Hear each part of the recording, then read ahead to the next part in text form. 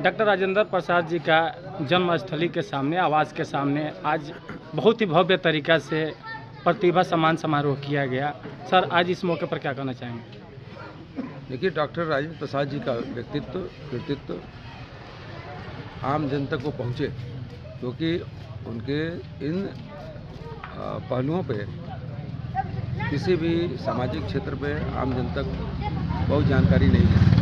राजेंद्र बाबू बहुत प्रतिभाशाली व्यक्ति थे और प्रतिभाशाली व्यक्तित्व के बारे में केवल जानकारी है, लेकिन उनके जो दूसरे क्षेत्र थे जहाँ पे पढ़ाई के अलावा पाठ्येतर जो विषय था, जैसे सोशल वर्क और ऑर्गेनाइजिंग कैपेसिटी, ये बहुत लोगों को जानकारी नहीं है। उनका जो सनातन विचारधारा था, भगवान के प्रति उनकी जो आस्था थी, आम जन के जो गरीब, दुखी, बीमार और समाज के निचले पायदान पर जो व्यक्ति है उसको ऊंचा उठाने का जो उनका सोच था, उनका जो कार्य था, वो बहुत कम लोग जानते हैं। बहुत कम लोग जानते हैं या उस पर सोच नहीं जानकारी होगी, जानकारी के अभाव में, क्योंकि भारत के प्रथम राष्ट्रपति के पहले वो भारत के कृषि मंत्री थे।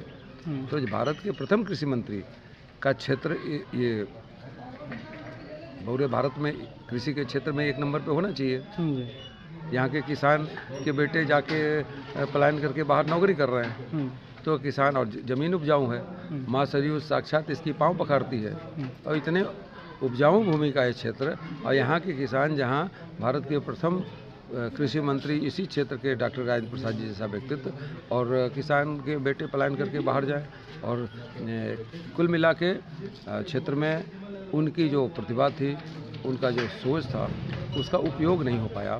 इस क्षेत्र के लोगों की जो संसाधन है उसका समुचित उपयोग नहीं हो पाया है। हम इस माध्यम से प्रयास कर रहे हैं कि इस क्षेत्र की जो प्रतिभा है, इस क्षेत्र की जो संसाधन है, उसका समुचित प्रयोग करके इस क्षेत्र के विकास के पथ पर आगे बढ़ाया जाए। आज इस प्रतिभा सम्मान समारोह में सभी छात्र छात्राओं को जो है सम्मान किया गया, मेडल दिया गया, कहीं ना कहीं इनाम राशि भी दिया गया।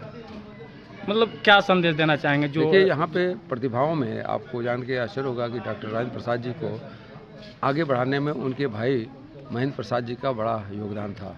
डॉक्टर राजेंद्र प्रसाद जी को आगे बढ़ाने में उनके शिक्षक रसिक लाल राय जी का बड़ा योगदान था।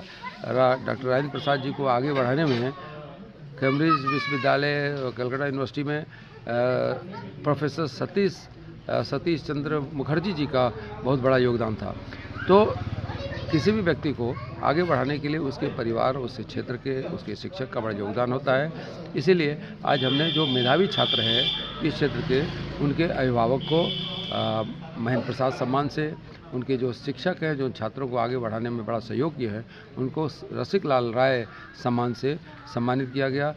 डॉक्टर राजेंद्र प्रसाद जी वकील थे पेशे से, लेकिन गरीब व्यक्ति का वो फीस नहीं लेते थे, गरीब व्यक्ति को फ्री में देखते थे। बड़ा उनकी पीड़ा थी कि कैसे लोगों को न्याय मिले।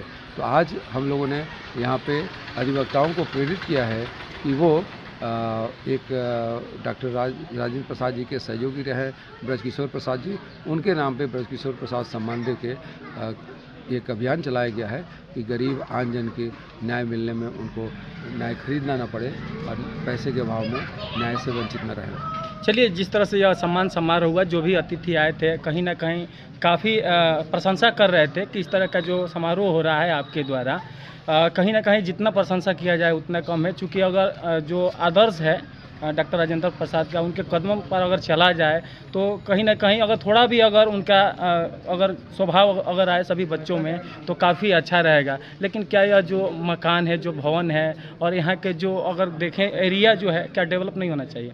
देखिए, हर क्षेत्र को डेवलप होना चाहिए।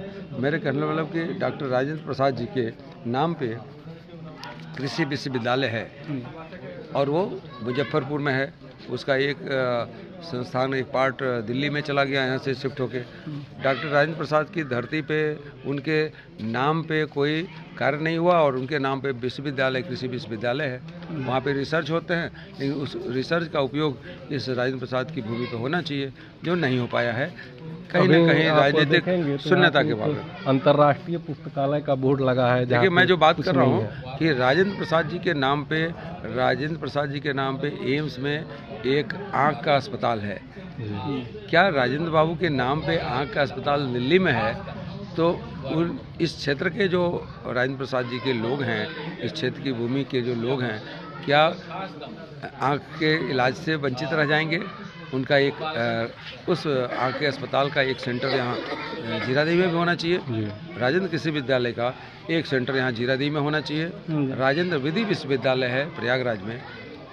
मतलब दूसरे राज्यों में, उत्तर प्रदेश में योगी जी ने राजेंद्र बाबू को सम्मान देके विधि विश्वविद्यालय स्थापित करा दिया।